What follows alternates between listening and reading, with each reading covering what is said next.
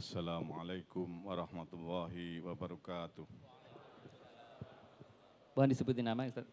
Ya, Ta'aruf Yazid Nasrullah dari Masjid Suci Hati Saliman. Untuk Ustadz Abdul Somad, kami serombongan membawa bis kemari Pak. Karena mestinya mau datang ke MZU, ternyata di Masjid Gede Kauman sepi. Jadi kita musyawarah gimana kita? Ya sudah, ke UI aja yang pasti ada Ustadz Abdul Somad. Alhamdulillah bisa ketemu dan saya duduk di depan. Luar biasa. Dan tadi saya jumpa Rektor UI juga. Terima kasih Pak Rektor sudah menyelamatkan umat Islam Jogja Pak.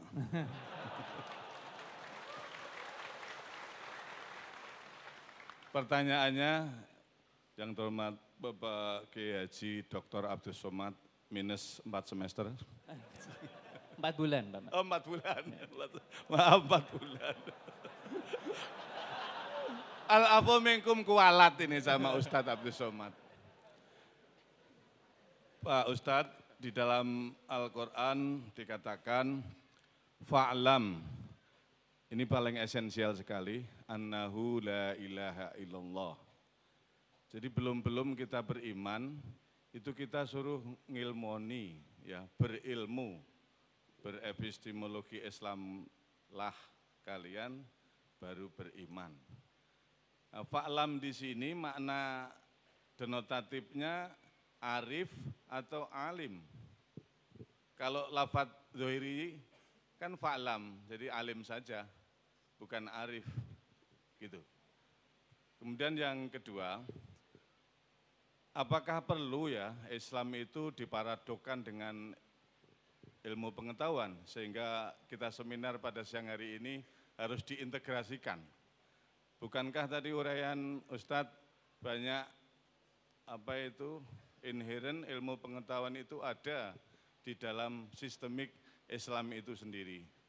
Jadi Islam merupakan grup, ilmu pengetahuan anak grup. Bagaimana sebenarnya ini? Apakah betul-betul integrasi ini perlu? Atau sekedar wacana bahwa ini aplikasi saja, hendaknya mau mengatakan alumni UII nanti, mbok bahasa Jawanya, itu kalau ada kedokteran ya kedokterannya yang beda dengan kedokteran pada umumnya ya tahu Al-Quran gitulah. Seperti tadi ilmu obsgin dan lain sebagainya.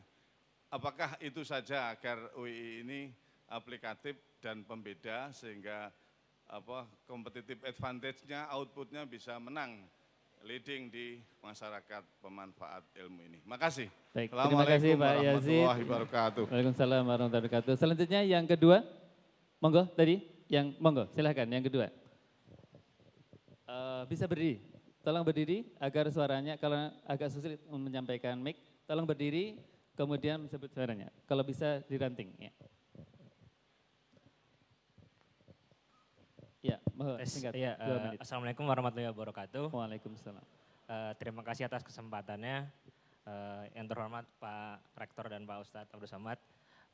Saya ingin menanyakan, ini mungkin simpel aja dan langsung to the point. Menurut Pak Ustadz ada tips dan trik nggak untuk kami selaku mahasiswa untuk lebih kritis lagi dalam mengkaji ilmu pengetahuan yang luas? Terutama kan ilmu pengetahuan yang tersebar di dunia ini kan bukan Islam mayoritas, tapi berdasarkan dari teori-teori Barat. Maksud saya secara teori kita belajar tentang Barat, tapi secara praktikal kita umat Islam pasti mengaplikasinya dalam bentuk syariat. Nah, bagaimana cara kita lebih kritis lagi dalam mengkaji hal itu dan bagaimana sikap kita atau sikap mawas diri kita terhadap hal tersebut. Terima kasih. Ya, nama siapa tadi? Namanya Fahri. Fahri, iya. Oke. Mas dari Fahri. Yogyakarta. Oke. Baik, terima kasih. Selanjutnya monggo silakan berdiri. Mungkinkah diranting mic-nya? Ya, minta tolong.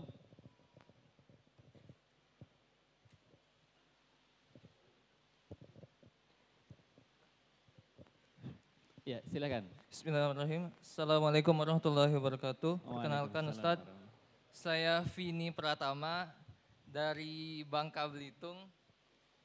Alhamdulillah bisa ketemu Ustadz, jauh-jauh dari Bangka ketemunya di Jogja, alhamdulillah. Jadi pertanyaan saya Ustadz masih berkaitan dengan pertanyaan nomor 2. terkait pengembangan ilmu pengetahuan yang memang sekarang kan yang bisa dibilang kiblatnya ilmu sains itu kan di barat ya Ustadz. Terkait untuk pembelajaran untuk mengeksplor lebih dalam, apakah untuk menggalinya lagi referensi guru kita itu juga kita manfaatkan dari kiblat mereka atau kita pelajari dari guru-guru Islam atau ini agamanya Islam tapi agama secara sainsnya itu bagus Ustadz. Jadi gitu, terkait guru nanti. Sebaiknya menurut Ustadz bagaimana? Ya, itu saja. Assalamualaikum warahmatullahi wabarakatuh. Waalaikumsalam warahmatullahi wabarakatuh. Baik, yang keempat ada yang baju putih. Ya, silakan berdiri. Ada yang bisa membantu mic di sana?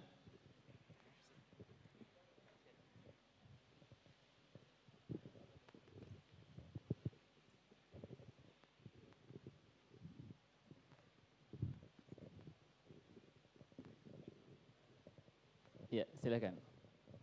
Assalamualaikum warahmatullahi wabarakatuh. Waalaikumsalam warahmatullahi wabarakatuh. Perkenalkan, nama saya Hasbi. Saya dari akuntansi UII.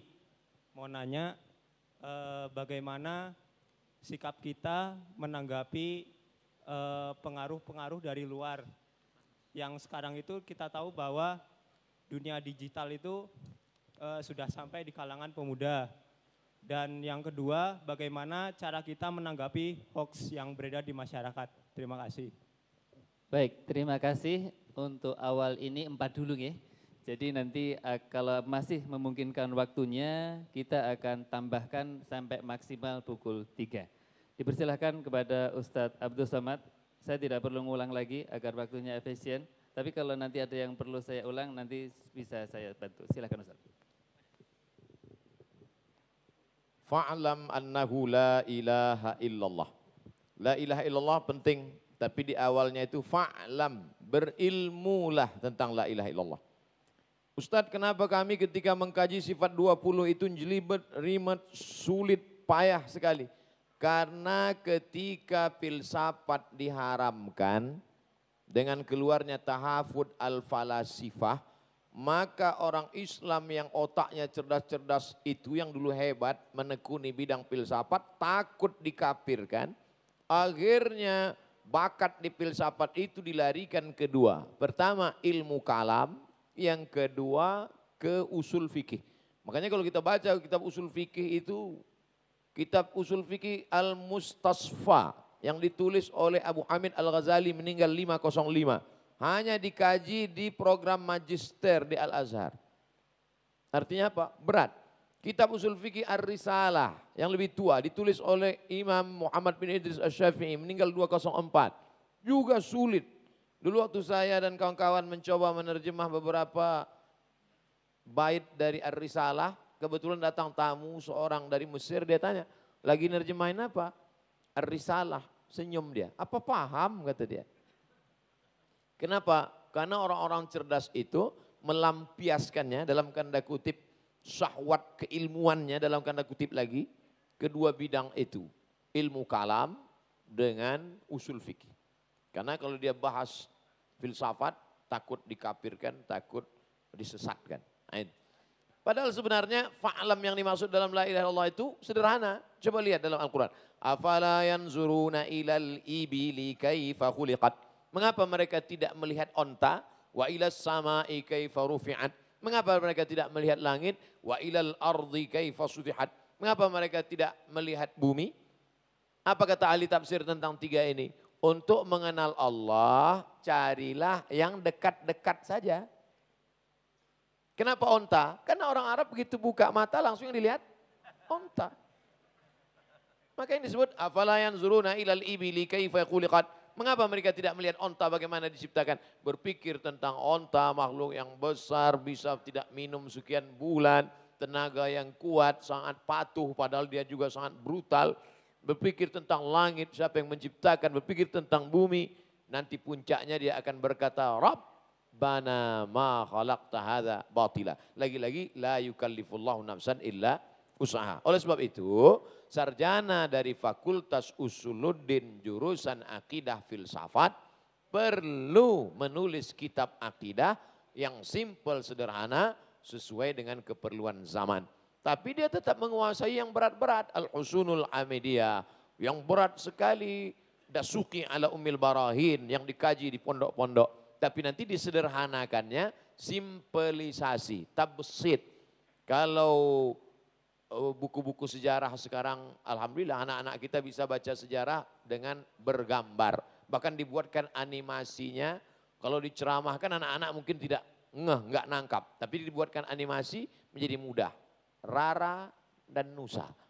Nusa dan Rara. Padahal di dalam itu ada hadis Nabi, pesan-pesan. Saya begitu nonton, loh ternyata pesannya hadis Nabi. Tapi andai saya yang ceramah ke anak-anak kan tak mungkin. Assalamualaikum. Bilisani qaumihi, dengan bahasa kaumnya. Oleh sebab itu makna fa'lam. Fa'lam itu mencari, kita yang mencari. Sedangkan ma'rifah Allah yang memberi. Fa'lam itu kita menuntut, kita mencari. Sedangkan ma'rifah pemberian anugerah dari Allah Subhanahu wa taala. Saya mencari informasi, Allah memberikan ilmu pengetahuan. Wattaqullah, carilah, wa yu'allimukumullah. Tapi kalau kau nanti bersungguh-sungguh, walladzina jahadu fina, orang yang bermujahadah mencari jalan kami, lanahdiyannahum subulana, pasti kami akan tunjukkan. Berapa lama Imam Al-Ghazali menemukan ma'rifah? 11 tahun. Bertualang, berkelana, sampai akhirnya menemukan ma'rifah. Orang bertanya, Ghazali, apa ma'rifah itu? Apa kata Al-Ghazali? Nurun yaqdhifullahu fi qalbi abdi. Cahaya yang dipancarkan ke dalam hati seorang hamba. Mudah-mudahan kita termasuk mendapatkan cahaya ma'rifah Allah SWT. Tentang integrasi, perlukah integrasi? Ya, tapi katanya sudah ada dalam Islam. Kalau memang sudah ada di dalam, integrasi itu kan yang di luar diketemukan. Satu di dalam, satu di luar. Diketemukan, baru namanya integrasi. Kita perlu bahas integrasi karena generasi kita sudah kena sekularisasi. Sekularisasi dipisahkan. Islam hanya 3 kali saja. Lahirnya akikah, nikahnya walimah, matinya takziah. Islam tidak ada politik, Islam tidak ada budaya, Islam tidak ada ekonomi, Islam. Maka perlu integrasi karena anak kita sudah dipecah dengan sekularisasi. Tapi nanti kalau dia sudah menjadi snowball, bola salju yang digulirkan terus di mana-mana, di mana-mana integrasi, di mana-mana integrasi.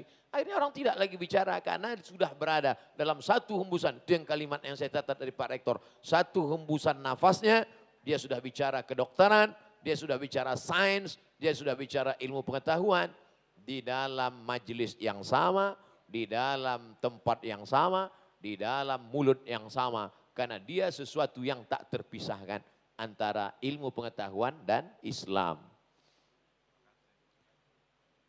Ilmunya antara 3 dengan 4 masih terkait. Ilmu dari barat. Jangan belajar ke barat. Nanti belajar ke barat, gurunya orang barat mati masuk neraka. Nanti Bapak Ibu pergi umroh ada namanya Masjid 7. Sebetulnya masjidnya itu 6. Tapi karena digabungkan Masjid Kiblaten, maka jadi Masjid 7. Masjid 7 itu adalah 7 pos tempat penggalian parit waktu perang parit. Bahasa Arabnya parit itu khandaq. Apakah turun Jibril ngasih tahu, hai Muhammad galilah parit, itu kafir musyrik mau datang nyerang. Tidak ada. Penggalian parit itu adalah strategi dari Salman. Dan Salman itu Al-Farisi, orang Persia. Orang Persia non-muslim nyembah api. Salman datang ke Nabi, ya Rasulullah. Ya, apakah datang ada Jibril bawa ayat strategi perang untuk ini? Kata Nabi enggak ada. Di kampung kami kalau perang itu ya Rasulullah, kami gali parit besar. Makkah di sana, Madinah di sini. Supaya orang Makkah tidak bisa nyerang, kita gali parit yang kira-kira kuda tidak bisa ngelompat. Apakah Nabi berkata kepada Salman, jangan Salman, ini strategi kafir, masuk neraka nanti kita. Terjadikah penggalian parit itu? Terjadi. Artinya apapun namanya yang namanya ilmu pengetahuan, selama tidak terkait dengan akidah itu punya kita. Makanya ada ungkapan, bukan hadis Nabi, al-hikmatu dhallatul mu'min. Kebenaran itu milik orang beriman. Aina wajadaha fahuwa ahqqu biha. Dimanapun dia dapatkan, dia yang paling berhak. Karena itu punya dia. Cincin saya hilang. Hilang, na'udzubillah, mudah-mudahan gak hilang. Hilang. Tiba-tiba besok saya lihat ada tetangga saya non-muslim memakainya. Apakah karena dia yang makai lalu saya diam? Saya akan katakan ini punya aku, brother. Kalau syukur-syukur dia mau membalikkan, alhamdulillah. Kalau tidak ya saya bayar. Mari ku bayar ongkos uang nemu. Karena itu punya kita. Maka kebenaran adalah milik orang beriman. Aina wajadaha, di mana dia menemukannya? Fahuwa ahaqqu biha, maka dia berhak untuk mendapatkannya kembali. Oleh sebab itu sebelum ulama datang ke Nusantara, kita sudah berakhlakul karimah. Yang tidak diajarkan tentang mengembalikan uang pakai tangan kanan, tentang nunjuk. Di mana masjid, Pak? Kalau kita nanya di Jogja, di mana masjid? Ada, hadis Nabi ngajarkan begitu. Hai orang beriman, kalau ada orang bertanya, ginilah. Mana ada? Kalau kami di Sumatera, di mana? Sana. Di Jogja. Itu yang disebut dengan local wisdom. Kebaikan, apa salahnya? Selama tidak terkait dengan ritual, dengan agama dan keyakinan. Wala ana abidum ma'abadtum wala antum abiduna ma'abud lakum dinukum waliyadin. Makanya dengar penjelasan lengkap. Kalau enggak lengkap, kemarin saya naik motor. Oh, banyak yang membuli. Kenapa naik motor? Itu motor punya kafir. Astagfirullah, inilah enggak dengar sampai habis. Nah, ini tentang masalah ilmu-ilmu yang dari barat. Ketika pada masa Khalifah Abu Ja'far Al-Mansur. Ingat baik-baik. Abu Ja'far Al-Mansur. Maka dibuatlah lembaga bernama Darul Hikmah. Dar rumah, hikmah, rumah ilmu pengetahuan. Disusunlah tim penterjemah. Dan yang diterjemahkan itu kitab-kitab berbahasa Yunani, Greek. Yunani waktu itu Islam apa non-Muslim? Non-Muslim, tidak Islam. Lalu buku kedokteran, buku fisika, buku matematika, buku diterjemahkan. Dan kemudian anak-anak umat Islam membaca dan lebih mengerti pula dari orang Yunani. Bisa menjelaskan penjelasan Sokrates, Demokritos, Aristoteles, Thales. Lebih canggih daripada orang Yunani asli. Apalagi bumi kita Nusantara. Semua yang sampai ke tempat kita ini kalau diolah oleh orang kita, sampai orang aslinya pun bingung. Martabak Mesir, saya nggak pernah ketemu di Mesir.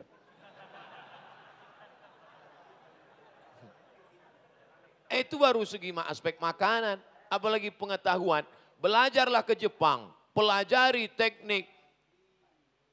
Itu Bapak almarhum Bahruddin Yusuf Habibi, belajarnya di mana? Jerman. Tapi orang Jerman sendiri mengakui kehebatannya. Bayangkan dulu kalau program pesawat itu jadi, Masya Allah. Saya kemarin nggak perlu ditunjukkan pramugari tempat duduk. Saya bisa pakai pesawat pribadi seandainya harganya seperti harga Kap 70. Karena cita-cita bangsa ini Presiden Soekarno dulu luar biasa. Menyatukan dari Nusantara. Nusa pulau antara di atas benua Asia, di bawah benua Australia. Antara Australia dengan Asia ada pulau kecil-kecil. Itulah disebut dengan Nusa Antara. Antara Australia dengan Asia ada pulau kecil-kecil. Nusantara. Cita-cita besar kita adalah negeri yang besar. Seperti dulu pada masa kerajaan Sriwijaya. Dari mulai Vietnam sampai Papua. Nusantara. Oleh sebab itu, karena Nusantara ini tidak bisa ditempuh dengan mobil. Tidak bisa dengan kapal laut, dengan pesawat. Di mana kita belajar pesawat? Oleh sebab itu orang Islam menggunakan akalnya, menggunakan. Makanya dalam Islam diajarkan khairun nas anfa'uhum linnas. Orang yang paling baik adalah orang yang bermanfaat buat orang lain. Maka anak-anakku yang mau melanjutkan belajar pesawat ke Jerman, belajar kedokteran ke Barat, belajar mobil ke Jepang, silakan. Kalian pelajar, berguru kalian kepada Honda, Suzuki, Yamaha. Setelah pulang kalian buat yang lebih canggih lagi. Ini apa namanya? Parno. Nah, mohon maaf kalau kebetulan namanya sama. Artinya apa? Bisa, tapi tidak ada hubung kait dengan akidah, dengan keyakinan. Ini murni hubungan sosial, hubungan dunia. Bagaimana kami sebagai pemuda ini menyikapi sikap pengaruh luar yang luar biasa masuk ke dalam. Betul. Andai saya diminta lagi jadi mahasiswa semester 1, S1 saya tak tanggup. Godaan yang luar biasa. Zaman saya kuliah handphone gak ada. Internet nggak ada. Tahun 99, 2000 baru kami mengenal warnet. Anak zaman sekarang, Masya Allah, Tabarakallah. Oleh sebab itu, di zaman 2019 ini masih ada anak muda yang dengar pengajian, masih takut pada Allah. Inilah anak-anak muda penghuni surga insya Allah. Andai saya semuda kalian, belum tentu setakwa kalian. Boleh jadi lebih sakau dari kalian. Oleh sebab itu ini anak-anak muda yang sudah lulus fit and proper test. Ibu-ibu yang berada di atas, lihat-lihatlah ke bawah kalau mau cari menantu. Sayang cuma nampak kepalanya aja. Artinya apa? Yang sekarang sudah berprestasi, pengajian, sholat berjamaah, bagus. Tapi jangan pernah puas, jangan euforia sesaat. Terus lanjutkan. Jangan pernah sendirian. Anak muda jangan pernah sendirian. Karena serigala hanya akan menerkam kambing yang sendirian. Maka berjamaahlah, buatlah komunitas. Macam-macam komunitas. Kamu dari komunitas mana? Jombloan fisabilillah. Mantap, kelihatan dari tatapan matanya. Jangan pernah sendirian. Setelah buat komunitas, ingat, setan, Sunan Tirmidzi. Inna syaitan qad ya'isa an ya'budahul musallun. Setan sudah putus asa menggoda orang sholat. Kalau setan sudah melihat anak muda sholat, dia tidak akan goda lagi supaya menyembah dia. Tapi walakin fit tahrish, ditanamkannya permusuhan. Makanya di antara komunitas remaja masjid, anak-anak muda, itu selalu ada gesekan-gesekan. Nah ini harus antisipasi, ini setan sudah mulai masuk. Makanya kalau ada teman mulai bisik, kawannya ini setan nih. Yang ketiga, jangan pernah berhenti amar ma'ruf nahi mungkar.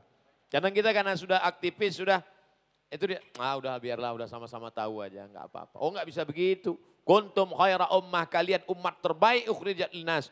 Sifatnya ada 3. Ta'muruna bil ma'ruf, wa tanhauna 'anil munkar, wa tu'minuna billah. Kalau 3 ini dijaga insya Allah berkomunitas, antisipasi setan menyusup ke dalam, dan kemudian tetap tegakkan amar ma'ruf nahi mungkar. Insya Allah pemuda-pemuda kita akan selamat dari pengaruh-pengaruh luar yang luar biasa insya Allah. Menit setengah. Assalamualaikum warahmatullahi wabarakatuh. Waalaikumsalam warahmatullahi wabarakatuh. Saya namanya Haryadi Wijaya. Saya UII juga. Tapi tahun gaek. Maaf. Saya tahun 84. Alumni 84 Teknik Industri. Khusus datang untuk Ustadz Somad. Dari kota yang jauh. Dari Palembang. Dari pertemuan singkat ini,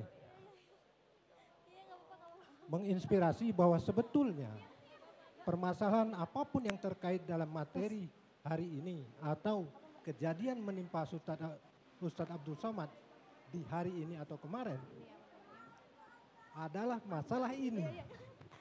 Gagalnya kita mengubah pola pikir bahwa Islam tidak harus diintegrasikan, tapi dieksplor. Seperti Pak Dokter ungkap. Keberhasilan para ulama untuk mulai mensosialisasikan bahwa Islam menjadi pangkal dari semua yang ada sesuai tuntunan Quran. Apakah ini terkait hidayah atau kekerdilan jiwa kita sebagai umat beragama Islam, kaum muslimin? Artinya sejauh kita masih memisahkan antara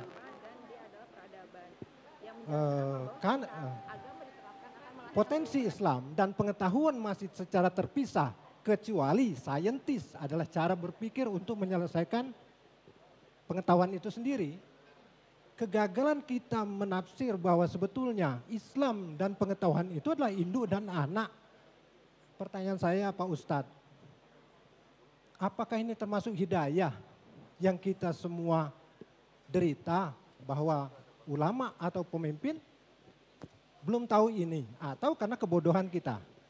Semoga Allah memberkahi Pak Rektor, Pak Dokter, dan memberi kesehatan kepada Ustadz Abdul Somad. Amin, amin, ya Rabbal Alamin. Agar senantiasa menggaunkan apa yang menjadi bahwa Islam, cara hidup Islam merupakan pangkal dari segalanya. Demikian, billahi taufik wal hidayah. Assalamualaikum warahmatullahi wabarakatuh. Perkenalkan, saya Vira. Saya dari Universitas Gajah Mada, datang di sini untuk mencari ilmu bersama teman-teman di sini.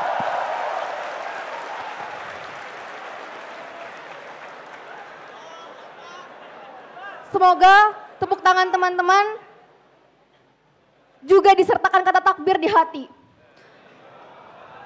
Saya Vira, seorang perempuan, dan ingin dengan kerendahan hati untuk mencari ilmu bersama Ustadz Abdul Somad dan juga bersama teman-teman perempuan yang lainnya.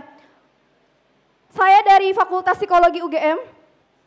Saya dan teman-teman merasakan keresahan yang sangat luar biasa.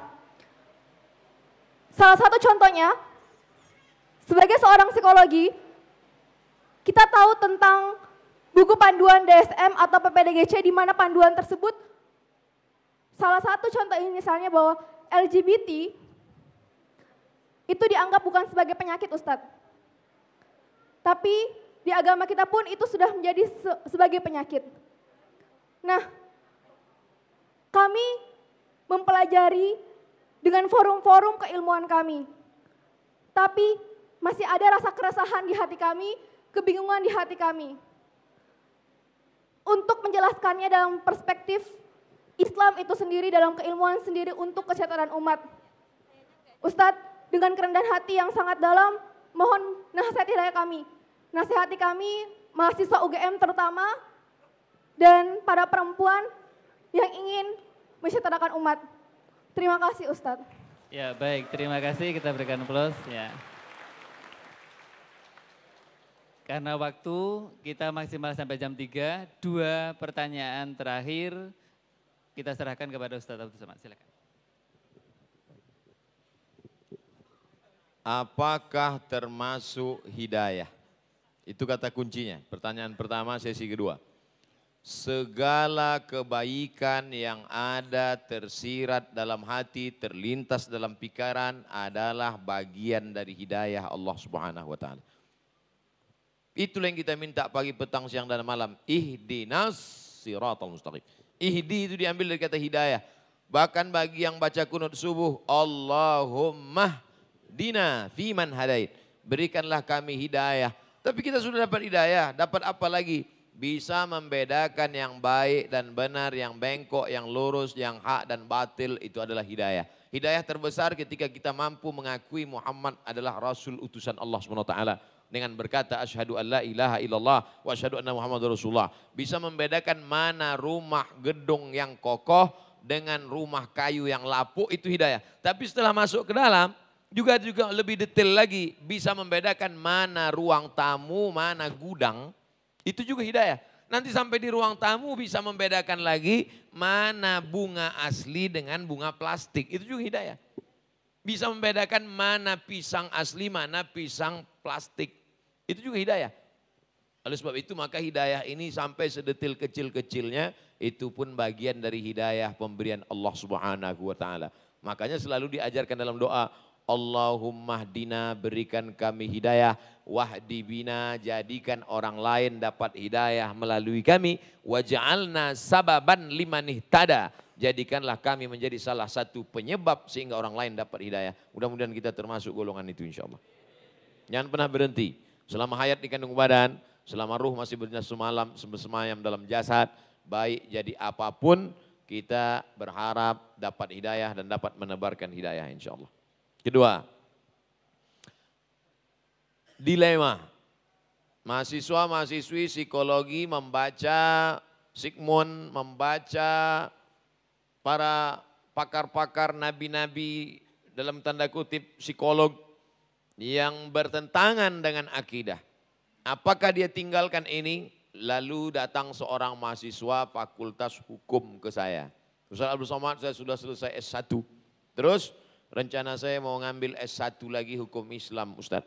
Karena saya mau membasuh, mau mensamak ini yang lama-lama ini. Ini yang saya pelajari ini hukum kafir nih Pak Ustaz.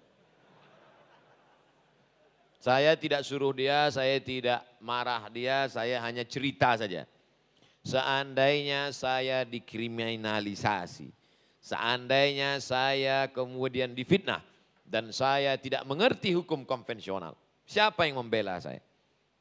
Lalu kata dia, saya akan bela Ustaz. Kamu bisa bela saya, kenapa? Karena saya ngerti hukum ini. Orang mengertilah yang bisa membedakan mana hak mana batil. Alim tu syarra la li syarri walakin lijtinabihi. Aku tahu kejelekan bukan karena aku ingin berbuat jelek, tapi supaya aku menjauhinya. Kamu kuliah di mana? Universitas Indonesia. Jurusan apa? Kriminologi. Apakah dia akan jadi kriminal? Tidak. Dia mengetahui, sehingga dengan itu pengetahuan itu dia bisa menjelaskan pada orang. Sehingga terjadi kasus pencurian, pembunuhan, polisi akan mencari dia karena dia yang punya ilmunya. Oleh sebab itu tekuni ilmu ini apapun namanya, tapi dengan benteng yang kuat, nanti antumlah yang bisa mengklasifikasi mana sampah, mana rambut, mana ijo, mana lalang, mana rumput, mana padi. Karena orang yang mengerti ada ilmu intan lah yang bisa membedakan mana intan, mana pasir, mana imitasi. Oleh sebab itu dalami ilmu ini. Nanti ketika kita membuat universitas Islam, lalu dibuat psikologi Islam, siapa yang bisa mengajar kalau bukan orang yang mengerti? Dari mana mungkin Imam Al-Ghazali bisa membantah filsafat wujudiyah, bisa membantah Syiah kalau dia tidak mengerti? Akhirnya Al-Ghazali menulis kitab Tahafud Al-Falasifah. Akhirnya Al-Ghazali menulis kitab berjudul lupa pula judulnya. Ibnu Taimiyah bisa membantah filsafat sesat Yunani, filsafat yang Islami yang sudah diislamkan, oke. Tapi ada yang menyesatkan filsafat yang mengatakan wujudiyah, yang ada ini hanya yang wujud. Saya percaya kepada bunga karena bunga wujud, bisa dilihat dengan mata, bisa ditangkap panca indera. Kalau dia tidak ada, ini yang disebut dengan filsafat barat materialism.